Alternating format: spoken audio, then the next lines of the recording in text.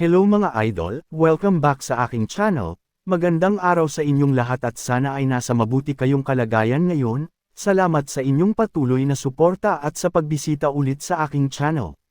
Sa kabila ng mga galos at dugong nakakalat sa kanyang mukha ay kalmadong idinure ng ating bida ang naiwang dugo sa kanyang bibig. Nagpakawala siya ng isang mapanuksong ngiti bago tahasang pinuna ang kanyang kaharap. Malinaw niyang ipinaalala kay Nam Gongsan ang mismong ipinagmalaki nito kanina na tanging ang Kangkyong Boundless Sword Technique lamang ang gagamitin nito hanggang sa matapos ang kanilang sagupaan. Samantala ay makikita si Nam Gongsan na balot ng isang malakas at asul na enerhiya habang seryosong nakaposisyon kasama ang isang malaking figure sa kanyang likuran. Ang sining na kanyang inilabas ay ang Imperial King Sword Technique na siyang pinakamalakas na estilo ng espada na ipinapasa lamang sa mga direktang tagapagmana ng Namgang Clan. Dahil sa matinding pressure na hatid ng ating bida ay napilitan si Nam Gongsan na sirain ang kanyang sariling salita. Bukod sa paggamit ng panibagong sining ay tuluyan na rin niyang inalis ang limitasyon na naging bahagi ng kanilang kasunduan at tahasang gumamit na ng higit sa 50% ng kanyang panloob na enerhiya upang iligtas ang kanyang sarili mula sa tiyak na pagkatalo. Mabilis na napagtanto ng mga disipulo ng Tai Sect ang katotohanan sa likod ng huling pag-atake. Bakas ang matinding gulat sa kanilang mga mukha dahil malinaw na ang huling sining na inilabas ng kalaban ay ang ipinagmamalaking Imperial King Sword Technique. Para sa kanila ay isang malaking patunay iyon na tuluyan ng nasira ni Nam Gongsan ang sarili nitong limitasyon at panuntunan dahil sa hindi inaasahang lakas ng kanyang katunggali. Nanatiling tahimik si Nam Gongsan at bahagya siyang pinagpawisan dahil sa pambihirang sitwasyon. Subalit sa halip na magalit ay dahan-dahan siyang napangiti bago tuluyang tinanggap ang bigat ng katotohanan. Kalmado siyang tumingin paitaas at walang pag-aalinlangang inamin ang kanyang pagkatalo sa mismong harapan ng ating bida kasabay ng formal na pagsuko sa inaasam na admission token. Sumabog sa matinding kagalakan ang mga nakababatang disipulo habang masayang isinisigaw ang imposibleng tagumpay ng Tai Sect laban sa tanyag na Namgang Clan. Pero sa kabila ng makasaysayang tagumpay na iyon ay mabilis na nawala ang seryosong aura ng ating bida. Sa isang nakakatawa at sabik na ekspresyon ay mabilis niyang pinaalalahanan si Nam Gongsan na huwag kalimutan ang mga karagdagang pabuya gaya ng Heavenly Silkworm Silk at Great Vitality Peel, na agad namang sinang-ayunan ng sikat na bayani ng walang anumang pagtutol. Halos lumabas ang mga mata ng ating bida sa labis na kagalakan habang masayang iniisip ang mga pambihirang kayamanan na nagkikislapan sa kanyang imahinasyon. Para sa kanya ay isang napakalaking huli ang nakuha niya gamit lamang ang admission token bilang pain dahil ang mga napanalunan niya ay sadyang hindi pangkaraniwan, mula sa 7 huge jewel na mas mahal pa sa isang malaking mansyon hanggang sa napakahalagang Heavenly Silkworm Silk at Great Vitality Peel ay masayang naglalaway ang ating bida habang nagpaplano kung paano niya ito ibebenta upang lubos na mapakinabangan. Habang abala siya sa kanyang makasariling imahinasyon ay biglang nagsalita si Nam Gongsan ng may seryoso at kalmadong mukha. Malamig nitong idineklara na sa kabila ng pagsuko nito sa mga pabuya ay tuloy pa rin ang kanilang laban. Dahil sa hindi inaasahang pahayag na iyon ay mabilis na nabura ang ngiti sa mukha ng ating bida. Agad siyang pinagpawisan at natigilan habang puno ng matinding pagtataka na nakatingin sa tanyag na bayani na tila ba hindi siya makapaniwala sa kanyang narinig. Muling, itinaas ni Nam Gongsan ang kanyang sandata habang seryosong nakatitig sa ating bida na handang nakaabang sa kabilang dulo ng larangan. Buong paggalang niyang inamin na dapat ay napagtanto na niya noon pa man kung bakit pinagkatiwalaan ng chief strategist ang ating bida ng isang mahalagang admission token. Malinaw na ngayon sa sikat na bayani na ang kaharap niya ay hindi isang pangkaraniwang tao at ang nangyaring pagkatalo niya sa kanilang kasunduan ay hindi lamang isang simpleng tsamba. Sa kabila ng pagtanggap na iyon ay muli siyang naglabas ng matinding pressure sa kanyang paligid at malamig na idineklara na ang naging resulta ng kanilang pastahan at ang tunay na kahihinatnan ng labanang ito ay dalawang magkaibang bagay. Walang anumang pag-aalinlangang sumugod si Nam Gongsan patungo sa unahan dahilan para mawasak ang mismong sahig na kanyang inapyakan, kasabay ng isang matalim at sabik na ngiti ay mabilis niyang binalaan ang kanyang katunggali na ihanda na ang sarili para sa susunod na atake. Halatang hindi inaasahan ng ating bida ang biglaang paglusob na ito kaya naman agad siyang pinagpawisan. Sa isang nakakatawa at alang-inang ekspresyon ay nanlaki ang kanyang mga mata habang pilit na sumasalag sa paparating na talim. Mabilis na tumalon si Nam Gongsan sa ere at buong lakas na inihampas ang kanyang espada pababa. Mabilis namang umatras at umiwas ang ating bida upang ilagan ang nakakatakot na puwersa na dala ng pababang atake. Bahagya siyang pinagpawisan at bakas ang pagkataranta sa kanyang ekspresyon habang malakas na inirereklamo kung bakit bigla na lamang naging hindi makatwiran ang sikat na bayani.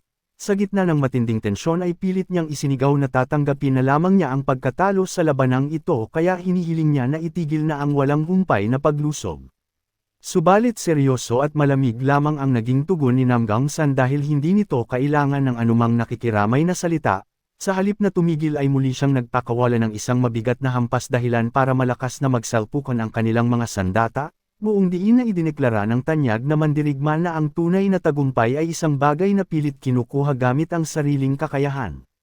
Bahagya siyang pinagpawisan habang pilit na sinasalag ang atake at mabilis na tumakbo sa isipan ng ating bida na tuluyan ng nagbago ang talam ng kalaban dahil naging mas mabigat ito kumpara kanina. Bumalik sa kanyang isipan ang madilim na alaala noong mga panahong lumaban siya ng may matinding desperasyon upang hindi tuluyang mawala ang kanyang mga kasamahan. Napagtanto niya na ang parehong sitwasyon ang kasalukuyang nagtutulak kay Namgang San dahil hindi nito kailanman hahayaan na madungisan ang tanyag na pangalan ng Namgang Clan. Ang mismong desperasyong iyon ang malinaw na dumadaloy ngayon at nagbibigay ng nakakatakot na puwersa sa bawat paghampas ng espada ng kanyang katunggali. Bukod pa sa nakakatakot na pressure na iyon ay isang malakas na salpukan ng mga espada ang muling yumanig sa hangin kasama ng matinding pagtalsak ng sparks mula sa kanilang mga talam. Walang awang ibinagsak ni Namgang San ang kanyang sandata na binalot ng umaapaw na asul na enerhiya dahilan para tuluyang mapa-atras at mawalan ng balanse sa ere ang ating bida.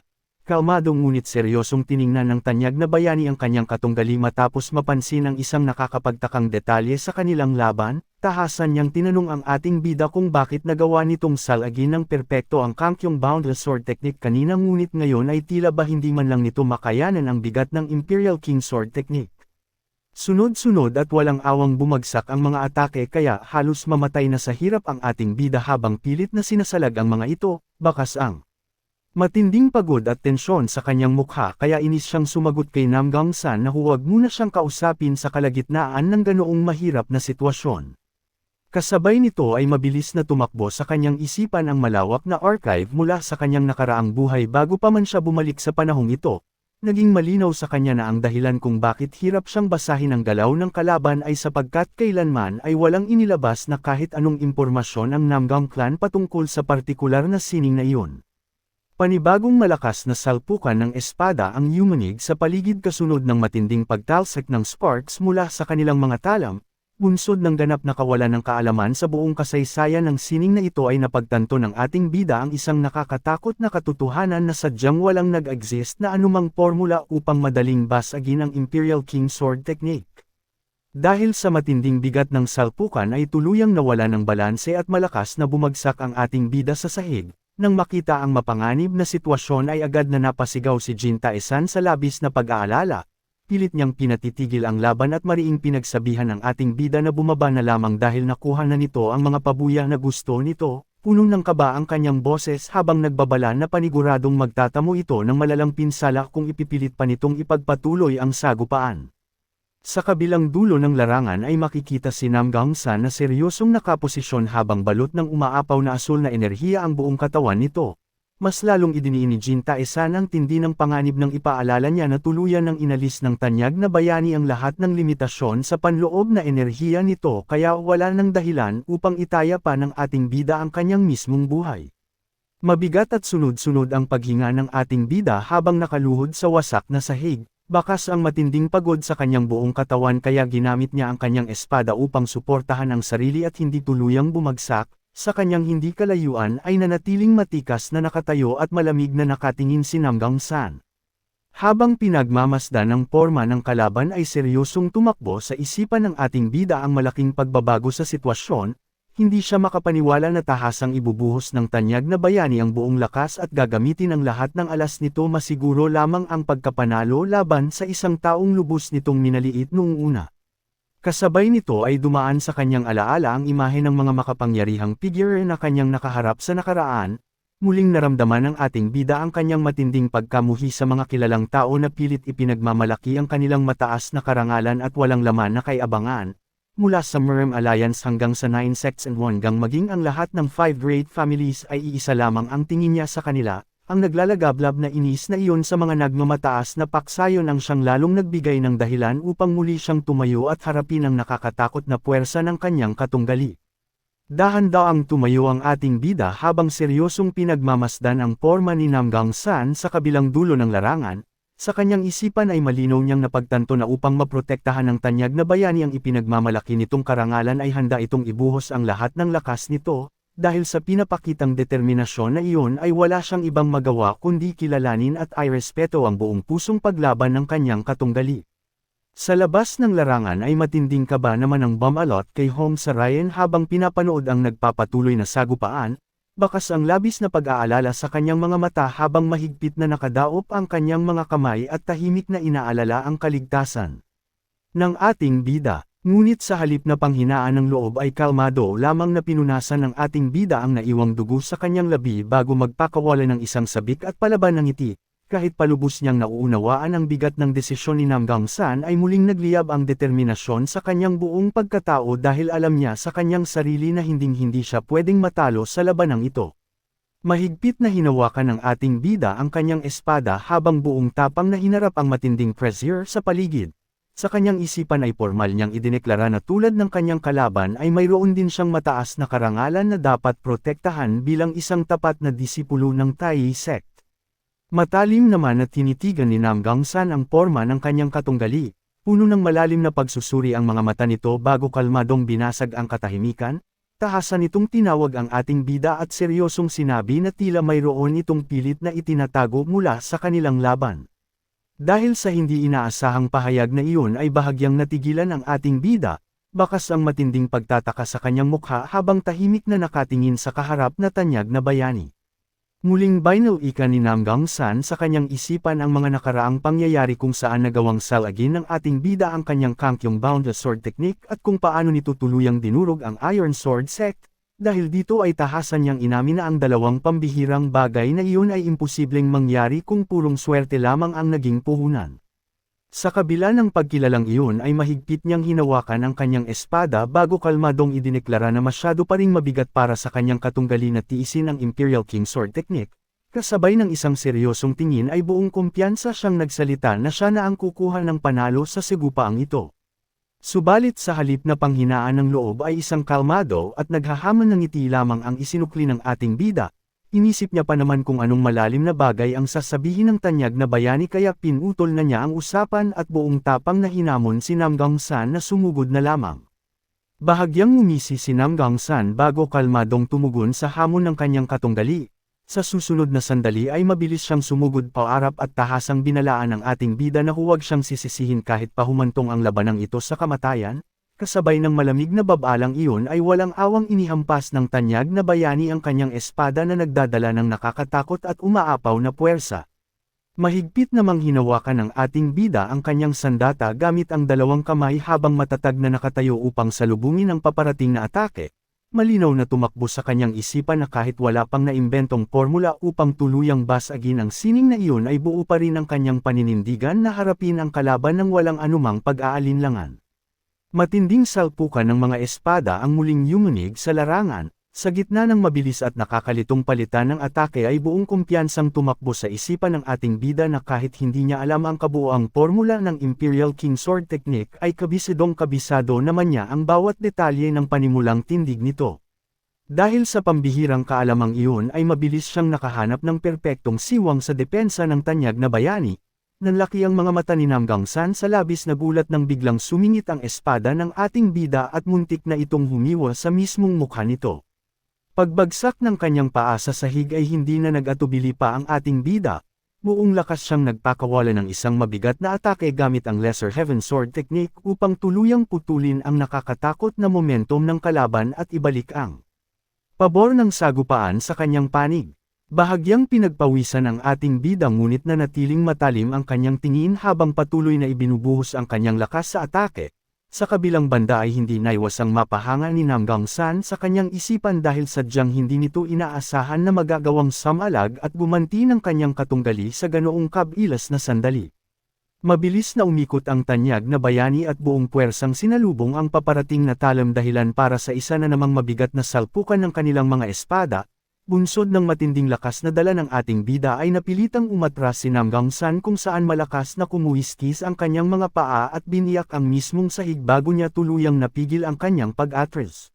Bakas ang matinding gigil at naglalagablab na determinasyon sa mukha ng kalaban, sa halip na manghina ay malakas itong sumigaw upang ibalik ang matinding pressure at puwersahang bawiin ang momentum ng sagupaan. Matindi ang panginginig ng mga kamay ng ating bida sa patuloy na paghawak ng mahigpit sa kanyang sandata, bakas ang labis na hirap at pagod sa kanyang mukha habang pilit na pinipigilan ang walang awang pagdiin ng espada ni Nam Gangsan, unti-unti na siyang nawawalan ng lakas at nangangiwi sa tindi ng puwersang patuloy na sumasalpok sa kanya. Ngunit sa kalagitnaan ng nakakapasong tensyon na iyon ay umalingaw ang isang malakas na sigaw mula sa labas ng larangan na buong pusong pinapalakas ang kanyang loob. Dahil sa hindi inaasahang suportang iyon ay biglang natigilan ang ating bida, bahagya siyang pinagpawisan at nanlaki ang kanyang mga mata na tila ba sandaling nakalimutan ang panganib na nasa kanyang harapan.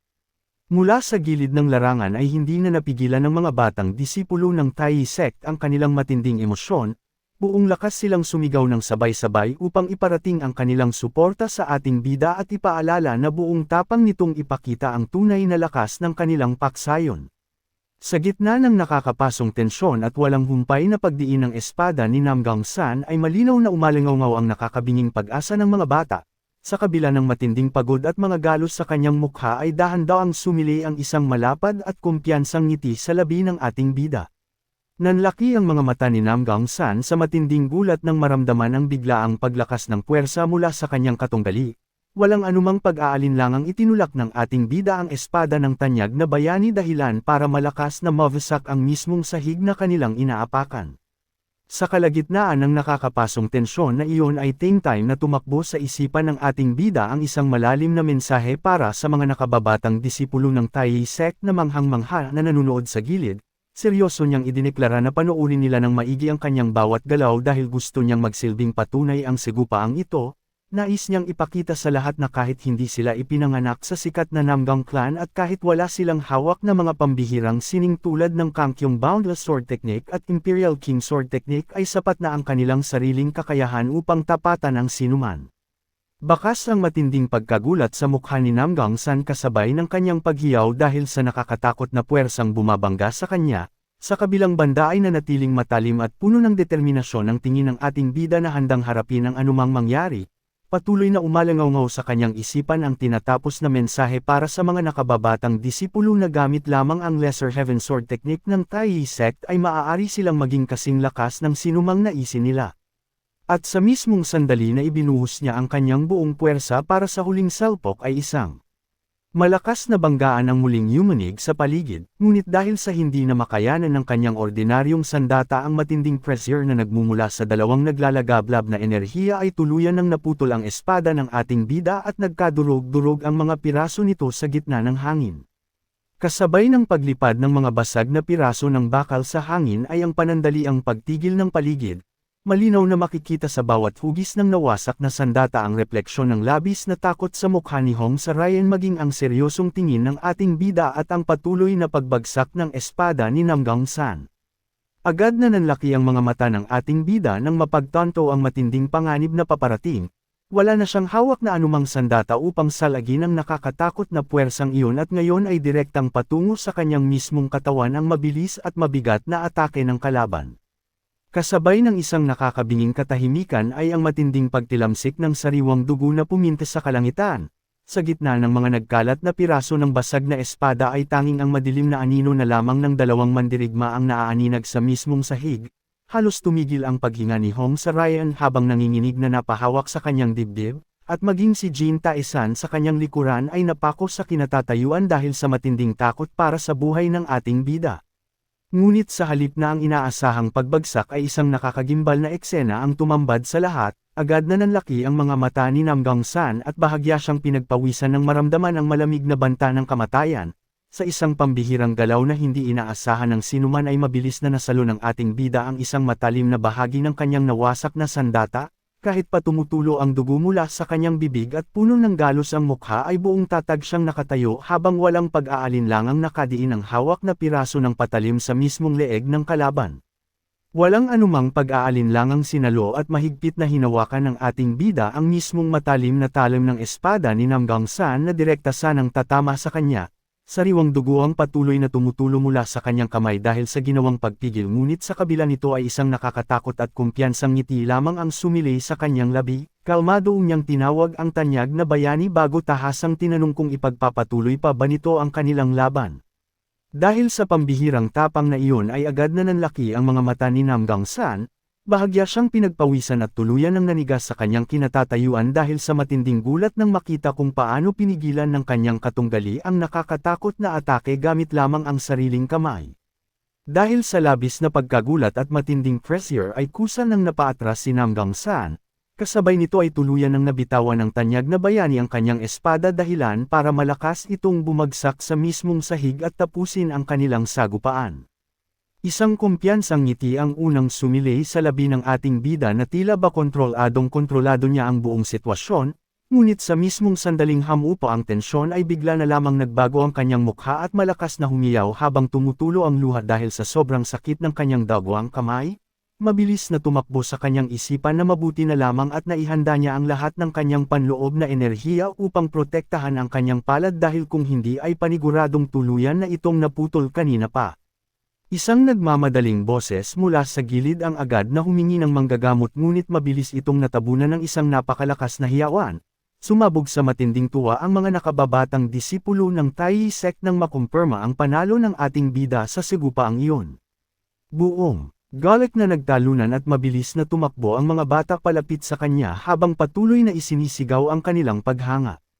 Halatang hindi inaasahan ng ating bida ang biglaang pagdagsa ng mga bata kaya sa isang sandali ay tuluyan nang nawala ang kanyang composure.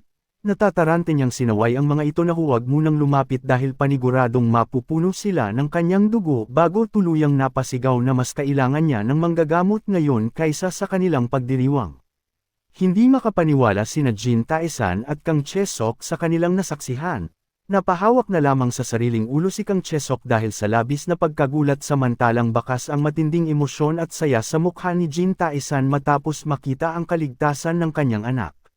Sa kabilang dako ay isang malalim at banayad na ngiti ang sumilay sa mukha ni Hong Manggi. Bahagya siyang pinagpawisan ngunit malinaw na makikita sa kanyang mga mata ang labis na paghanga at pagkamangha sa natapos na sagupaan. Muling bumalik ang tagpo sa larangan kung saan masayang tinanggap ng ating bida ang mahigpit na yakap ng mga nakababatang disipulo. Sa kabila ng kanyang dagwang kamay na nakataas ay isang malapad at mainit na ngiti ang kanyang isinukli habang dahan-dahang hinahaplos ang kanilang mga ulo. Kasabay nito ay tahimik na nakayuko lamang si Namgang San sa hindi kalayuan. Walang anumang salita ang lumabas sa kanyang bibig habang seryosong nakatingin sa lupa na tila ba malalim na tinatanggap ang naging resulta ng kanilang naging laban. Isang malakas na sigaw ang umalangaw-ngaw at bumasag sa katahimikan ng malaking gusali. Sa loob ng silid ay tuluyan nang nawala ang seryosong atmosfera dahil sa matinding galit ni Hong Sarayan. Buong gigil niyang pinagsabihan ng ating bida at tahasang sinabi na nawawala na ito sa sariling katinoan dahil walang matinong tao ang gagawa ng ganoong kabaliwan. Halatang hindi inaasahan ng ating bida ang matinding pag-amok ni Hong Sarayan kaya bahagya siyang pinagpawisan. Natataranta siyang umatras habang pilit na pinapakalma ang sitwasyon sa pamamagitan ng pagpapaalala na siya pa rin ang nakatatandang kapatid nito sa sekta kaya dapat ay igalang siya nito. Ngunit sa halip na magpaawat ay lalo lamang nag-init ang ulo ni Hong Sarayan. Inis niyang binaliwala ang hinihinging paggalang habang nakatingin sa makapal na bendahe na nakabalot sa kamay ng ating bida.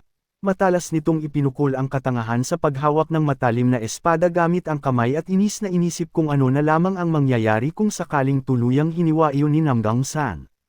Tuluyan nang nawala ang seryosong atmosfera ng makisali na rin sa panenermon sina Jin Tae-san at Kang Chae-sok maging ang mismong pinuno na si Hong Manggi. Sa isang nakakatawa at sabay-sabay na pagsigaw ay buong gigil nilang pinagsabihan ng ating bida kung saan galit nilang ipinaalala na kahit pa sa isang simpleng labanan gamit ang kahoy na espada ay hindi kailanman hinahawakan ang talim gamit lamang ang walang kalaban-laban na kamay. Labis ang kanilang pag-aalala sa naging kapusukan nito kaya mabilis nilang tinanong kung ano ang eksaktong sinabi ng manggagamot. Sa likuran ay pormal namang nagpaliwanag ang manggagamot na kung naging masama pa ng kaunti ang sitwasyon ay paniguradong nadamay at nasira maging ang mismong buto sa kanyang kamay, kaya mahigpit nitong inutos na kailangan niyang magpahinga hanggang sa tuluyang gumaling ang sugat. sa kabila ng matinding paninermon at payo na iyon ay isang naiilang na ngiti lamang ang isinukli ng ating bida, halatang nahihiya siya sa atensyon habang nakatingin sa kanyang nakabendang palad, at pilit na pinagagaan ang sitwasyon sa pagsasabing hindi naman ganoon kalala ang kanyang tinamong pinsala. Halos sumabog sa matinding inis si Hong sa Ryan nang marinig ang pagbabalawala ng ating bida sa kanyang tinamong sugat. Walang ano-ano ay malakas nitong isinigaw na manahimik siya bago tuluyang nagpakawala ng isang mabigat na suntok na mismong tumama sa mukha nito. Dahil sa matinding lakas ng impact ay tumilapon ang ating bida at malakas na bumagsak sa sahig ng silid, nipinggit siya sa sakit habang inis na nagrereklamo kung bakit bigla na lamang siyang sinaktan ng kanyang nakababatang kapatid sa sekta. Ngunit sa kalagitnaan ng kanyang pagrereklamo ay bigla siyang natigilan nang mapansin ang sunod-sunod na patak ng luha sa kanyang harapan. Pagangat ng kanyang paningin ay nakita niya si Hong sa Ryan na nanginginig ang mga kamao at tuluyan ng umiiyak dahil sa labis na pag-aalala. Puno ng emosyon siyang pinagbantaan nito na kapag inulit niya pa ang ganoong klaseng kabaliwan ay ito na mismo ang paputol sa kanyang kamay gamit ang sariling espada. Dahil sa tagpong iyon ay agad na napawi ang inis ng ating bida, bahagya siyang pinagpawisan at nahihiyang napakamot sa kanyang pisngi bago malumanay na sumagot na naiintindihan niya na ang lahat kaya nakiusap siyang tumahan na ito sa pag-iyak. Bahagyang hamupa ang tensyon sa loob ng silid ng tahimik na lumapit si Hong Manggi, bakas ang matinding pag-aalala sa mukha ng pinuno habang dahan-dahan at maingat nitong hinawakan ang nakabendang kamay ng ating bida, sa isang malalim at seryosong boses ay tinanong niya kung bakit kailangan nitong umabot sa ganoong kapanganib na sitwasyon. Sandaling tumahimik ang ating bida bago kalmadong sinagot ang katanungan na naghihintay ng malalim na dahilan. Tahasan niyang sinabi na wala kasing modo si Nam Gangsan. Ipinaliwanag niya na pumunta ito sa kanilang sekta ngunit hindi man lang nagbigay ng tamang paggalang sa mismong pinuno at naging bastos pa ito kay Hong sa Ryan kaya niya ginawa ang mapangahas na aksyon. Dahil sa napakasimple at diretsahang paliwanag na iyon ay tila tumigil ang pag-inog ng mundo para kina Jin Taesan at Kang Chesok, kapwa sila nanlaki ang mga mata at tuluyan ng natigilan sa kanilang kinatatayuan na parang hindi makapaniwala na iyon lamang ang naging mabigat na dahilan ng ating bida para itaya ang sariling buhay. Sa ilalim ng maaliwalas na kalangitan ay tahimik na naglalakad palayo si Nam Gangsan sa malawak na bakuran ng sekta, subalit sa kalagitnaan ng kanyang paghakbang ay bigla siyang natigilan at napalingon pabalik sa gusali nang marinig ang isang pamilyar at napakalakas na sigaw mula sa loob. Sa parehong sandali sa loob ng silid ay umaalingaw ang matinding galit ni Kang Chesok, hindi nito mapigilan ang labis na inis habang malakas na pinagsasabihan ang ating bida dahil sa inakala nitong napakababaw na dahilan. Buong gigil niyang ipinaalala na sa eksaktong sandali na ginamit ni Nam Gangsan ang Imperial King Sword Technique ay maituturing na panalo na sana ang ating bida, mariin at dismayado niyang tinanong kung bakit hindi na lamang ito umatras imbes na patulan ang kalokohang ipagpatuloy pa ang kanilang nakakapagod na sagupaan. Matapos ang matinding paninermon ay naging seryoso ang ekspresyon ng ating bida at tahasang ipinaliwanag ang kanyang pinakamalalim na dahilan. Kalmado niyang sinabi na pinapanood sila ng mga nakababatang disipulo ng sekta habang nagaganap ang mapanganib na laban. Dahil sa sinabing iyon ay agad na nanlaki ang mga mata ni Kang Chesok, bahagya siyang pinagpawisan at tuluyang natigilan ng mapagtanto na hindi lamang pala mababaw na inis ang nag-udyok sa ginawang kabaliwan ng ating bida kundi isang malalim na sakripisyo para sa kinabukasan ng kanilang paksayon. Sa harap ni Kang Chesok pati na rin ni Hong sa Ryan at Hong Manggi ay buong tatag na ipinagpatuloy ng ating bida ang kanyang paliwanag, iginiit niya na kahit patuluyang naputol ang kanyang kamay. Sa sigupa ang iyon ay nasaksihan naman ng mga nakababatang disipulo kung paano nakatutok ang isang espada ng Tai sect sa mismong leeg ng isang tanyag na bayani na si Nam Gangsan. Idinagdag pa niya na dahil sa ginawa niyang iyon ay paniguradong nakita ng mga bata ang tunay na potensyal at lakas ng sining pandigma ng Tai sect upang maging inspirasyon nila sa pagpapalakas. Sa labas ng larangan ay tahimik na nagtipon ang mga nakababatang disipulo sa mismong lugar kung saan naganap ang matinding sagupaan, maingat nilang pinulot ang mga basag na piraso ng espada ng ating bida na nagkalat sa mismong sahig. Patuloy na umalangaw ang seryosong paliwanag ng ating bida sa loob ng silid kung saan iginiit niya na sa halip na isipin ng mga batang ito na sana ay ipinanganak na lamang sila sa tanyag na Namgang clan ay mas mainam na mabago ang kanilang pananaw. Bakas ang labis na pagkamangha at inspirasyon sa inosenteng mukha ng mga bata sa sandaling pagmasdan nila ang mga nawasak na patalim, Kasabay nito ay buong pagmamalaking idinagdag ng ating bida na ngayon ay siguradong tatatak sa kanilang isipan na kahit ang isang ordinaryong espada ng Tai sect ay kayang lumaban ng sabayan sa puwersa ng Namgang clan. Agad na nanlaki ang mga mata ni Hong Monggi nang marinig ang napakalalim na pananaw na iyon. Subalit sa kabilang banda ay mabilis na napalingon at inis na umiwas ng tingin si Kang Chesok. Patuloy nitong sinumbatan ang ating bida at galit na iginiit na puro kalokohan lamang ang pinagsasabi nito dahil paniguradong nakita lang ng mga bata ang kanyang dagwang kamay kaya labis silang natakot at mabilis na tumakbo palayo. Sa kabila ng muling panenermo na iyon ay nanatiling kalmado at buo ang loob ng ating bida, habang marahang nakadikit ang kanyang nakabendang kamay sa kanyang dibdib ay isang banayad at maaliwalas na ngiti ang sumilay sa kanyang labi. Buong puso niyang ipinaliwanag na kung sakali mang umabot ang kanyang mensahe kahit sa isang disipulo lamang mula sa 100 upang ipagpatuloy ang diwa at sining pandigma ng Tai sect, ay maluwag niya itong tatanggapin at ituturing ang kanyang sugat bilang isang napakaliit na kapalit. Matapos marinig ang taos-pusong pananaw na iyon ay tuluyang natigilan si Kang Chesok at tahimik na napayuko. Sa halip na aminin ang kanyang paghanga ay bigla na lamang siyang tumalikod at pabagsak na naglakad palayo habang pilit na nagrereklamo na hindi man lang nakakatawa ang mga sinabi ng ating bida. Tahimik na lamang na sinundan ng tingin ni Jin Taesan Hong sa Ryan at Hong Monggi ang kanyang paglabas sa silid, subalit lingid sa kanilang kaalaman ay namumula ang buong mukha at mga tainga ni Kang Chesok dahil sa labis na hiya at pagkaantig. Pilit niya na lamang itinatago ang kanyang tunay na nararamdaman habang inis na bumubulong sa kanyang sarili na isa pa ring musmos ang ating bida na wala pang sapat na karanasan. Sa mismong pagbukas ni Kang Chesok ng pinto ay bigla siyang natigilan ng bumungad sa kanyang harapan si Namgang San na tahimik na nakatayo sa labas, dahil hindi pa tuluyang nahuhupa ang kanyang matinding emosyon sa mga seryosong binitawang salita ng ating bida ay halatang basa pa ng luha ang kanyang mga mata na mas lalong nagpulala sa naramdaman niyang kahiyan.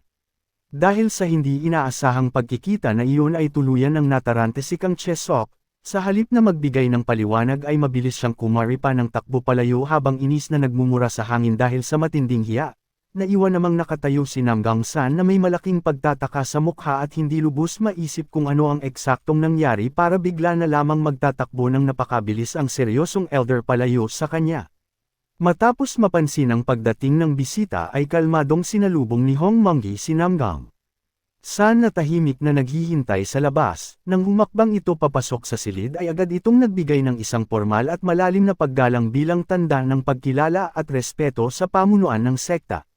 Seryoso namang napatingin ang ating bida sa biglaang pagdating na ito. Nang makita ni Hong Monggi ang tahimik na atmosfera sa pagitan ng dalawa ay mabilis niyang napagtanto ang buong sitwasyon. Batid ng pinuno na may mga natitira pang bagay na kailangang ayusin at pag-usapan ng masinsinan ang dalawa kaya malumanay niyang inutos sa lahat na lumabas muna upang bigyan sila ng sapat na espasyo. Pamatak na ang dapit hapon at tuluyan ng binalot ng kulay kahel na liwanag ang kalangitan. Sa loob ng tahimik na silid ay magkaharap na nakaupo ang ating bida at si Namgang San sa isang bilog na mesa. Walang anumang pag-aalinlangan na inilapag ng tanyag na bayani ang mga ipinangakong pabuya na napagkasunduan nila bago pa man magsimula ang kanilang laban. Matapos ibigay ang mga gamit na iyon ay seryosong napatingin si Namgang San sa kanyang kaharap. Bakas ang malaking pagtataka sa kanyang mukha nang tuluyan niyang tanungin kung bakit kinailangan pang gumawa ng ating bida ng isang napakadelikadong hakbang. Malumanay nitong ipinaalala na hindi kailanman naging isang nakakahiya na bagay ang matalo laban sa puwersa ng Namgang clan kaya hindi niya lubos maisip kung bakit umabot ito sa puntong kailangan nitong itaya ang sariling buhay. Walang anumang pag-aalinlangan na binalik ng ating bida ang pahayag ng kanyang kaharap at tahasang ipinaalala na hindi rin isang nakakahiyang bagay ang matalo sa Tai sect. Bahagyang nagtaka si Namgang San sa narinig at tahimik na inisip kung ganoon nga ba talaga keteyog ang sekta na ito. Sa mga sandaling iyon ay biglang naging seryoso at matalim ang paningin ng ating bida bago diretsahang tinanong ang tanyag na bayani kung ano ba talaga ang batayan nito para masabing nakakahiya ang isang sitwasyon. Walang paligoy-ligoy niyang ipinukol ang katotohanan na ang pananaw nito ay isang makitid at hanggal na pamantayan dahil hinuhusgahan lamang nito ang mga tao base sa prestihiyo ng kanilang pinanggalingan at sa antas ng kanilang lakas. Matapos marinig ang mabibigat at tumatagos na mga salitang iyon ay bahagyang napasinghap at tuluyang natigilan si Namgang San na tila banayanig ang mismong pundasyon ng kanyang mga pinaniniwalaan. Dahan-daang tumayo ang ating bida mula sa kanyang kinauupuan at tahasang nag-iwan ng isang malalim na katanungan. Seryoso niyang tinanong si Namgang San kung sakali bang tuluyang mabura ang mga lihim na sining at pamamaraan ng espada ng Namgang clan ay hindi na rin ba magiging isang nakakahiyang bagay ang matalo sa iba. Matapos iyon ay marahang iginalaw ng ating bida ang kanyang nakabendang kamay habang matikas na nakatayo sa harapan ng tanyag na bayani. Matatag at buong pagmamalaki niyang idinagdag na kahit pa walang makapangyarihang sining pandigma ang isang sekta ay hindi ibig sabihin na wala na rin itong natitirang dangal. Tahimik lamang na nakatingala si Namgang San habang pinakikinggan ang mga salitang iyon at malinaw na makikita sa kanyang mukha ang malalim na pagtanggap sa mga bago nitong napagtantong katotohanan. Matapos marinig ang mga salitang iyon ay dahan-daang tumayo si Namgang San at tuluyan ng sumang-ayon sa katotohanan. Kalmado niyang inamin na dahil itinaya ng ating bida ang sariling kamay na kasing halaga ng buhay para sa isang sining pandigma ay simula pa lamang ng laban ay panalo na ito pagdating sa usapin ng dangal. Bahagyang nanlaki ang mga mata ng ating bida dahil sa hindi inaasahang pagbaba ng pride na iyon mula sa isang tanyag na bayani. Sa sumunod na sandali ay walang anumang pag-aalinlangan na yumuko si Namgang San at nagbigay ng isang malalim at formal na paggalang, sa isang seryoso at mababang boses ay buong puso siyang humingi ng kapatawaran para sa kawalan niya ng respeto sa Taiyi sect at sa kanyang mga nakakahiyang inasal sa harapan ng ating bida mula pa noong simula. Isang maaliwalas na ngiti ang sumilay sa labi ng ating bida matapos marinig ang taos-pusong paghingi ng tawad na iyon. Magalang niyang pinagsalikop ang kanyang mga kamay bilang tanda ng formal na pagtanggap sa inialay na kapatawaran. Kalmado niyang sinabi na dahil nagpakita si Namgang San ng magandang hangarin ay buong puso na rin niyang kakalimutan ang lahat ng hindi magandang nangyari sa pagitan nila, malugod din siyang nakiusap na sana ay kalimutan na lamang din ito ang mga naging kakulangan niya bilang isang nakababatang disipulo. Sa ilalim ng mainit na liwanag ng dapit hapon ay sabay na nagbigay ng malalim na paggalang ang dalawa sa isa't isa. Ang tahimik na tagpong iyon ay formal na nagtuldok sa kanilang naging matinding hidwaan at nag-iwan ng dalisay na respeto sa pagitan ng magkabilang panig. Tuluyan ng lumubog ang araw at mabilis na binalot ng katahimikan ang buong kapaligiran sa ilalim ng maliwanag na buwan. Sa kabilang dako sa loob ng isang silid ay namayani ang labis na pagkagulat kina Jin Taesan at Kang Chesok habang hindi makapaniwalang tinatanong ang pinuno kung ano ang eksaktong binitawan nitong salita. Nanatiling kalmado si Hong Monggi habang dahan-daang iniangat ang kanyang hawak na tasa ng tsaa. Seryoso niyang tiningnan ang dalawa bago formal na imungkahi ang isang napakalaking desisyon para sa kinabukasan ng kanilang paksayon. Walang paligoy-ligoy niyang inilatag ang ideya na tuluyan ng gawing opisyal na pangunahing disipulo ng sekta ang ating bida.